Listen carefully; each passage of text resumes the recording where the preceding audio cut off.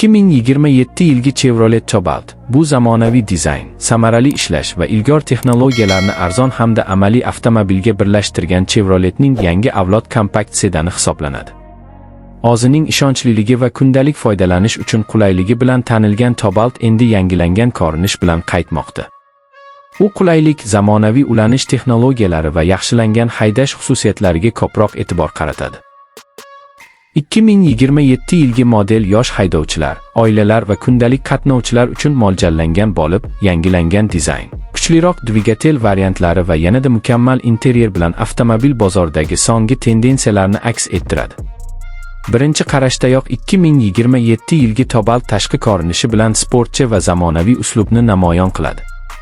Old qismida asalari uyasiga o'xshash panjara dizayni va o'tkir shakldagi LED farlar avtomobilga agressiv va zamonaviy ko'rinish beradi.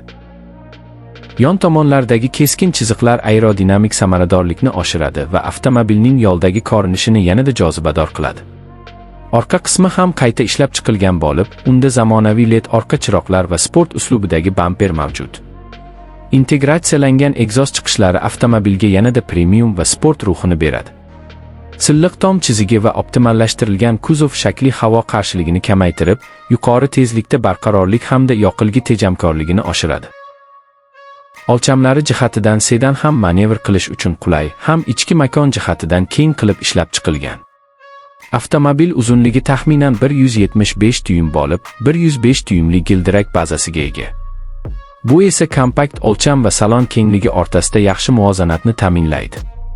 Aerodinamik profil, old havo yo'naltirgichi va kichik orqa spoiler avtomobilning barqarorligini oshiradi va yoqilg'i sarfini yanada samarali qiladi.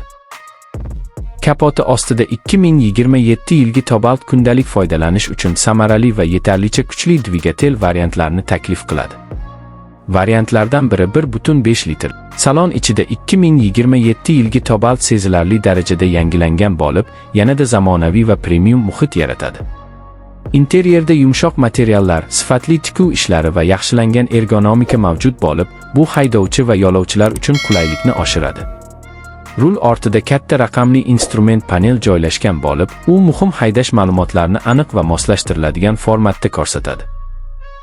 Markaziy panelda esa katta sensorli infotainment ekrani mavjud bo'lib, u navigatsiya, multimedia va avtomobil sozlamalariga oson kirishni ta'minlaydi.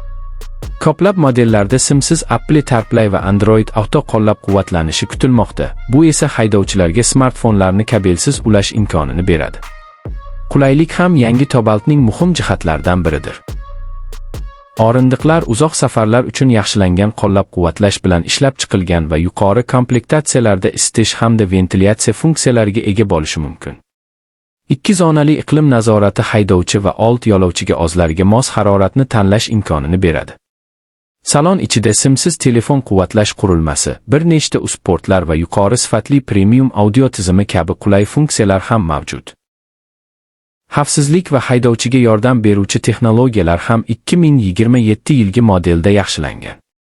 Avtomobil qatorni ushlab turish tizimi, adaptiv kruz nazorati, avtomatik favqulodda tormozlash va kor nuqtani kuzatish tizimi kabi zamonaviy xavfsizlik funksiyalariga ega bo'lishi kutilmoqda. Bu texnologiyalar haydovchining yukini kamaytiradi va ayniqsa shahar tirbandligida yoki uzoq safarlarda xavfsizlikni oshiradi. Kuchli shassi konstruksiyasi va yaxshilangan osma tizimi bilan birga Cobalt barqaror va ishonchli haydash tajribasini ta'minlaydi. Umuman olganda, 2027 yilgi Chevrolet Cobalt Chevroletning kompakt sedanlar qatorida muhim qadam hisoblanadi. Zamonaviy dizayn, samarali dvigatellar, ilg'or texnologiyalar va qulay salon bilan yangi Cobalt bugungi haydovchilarning ishonchlilik,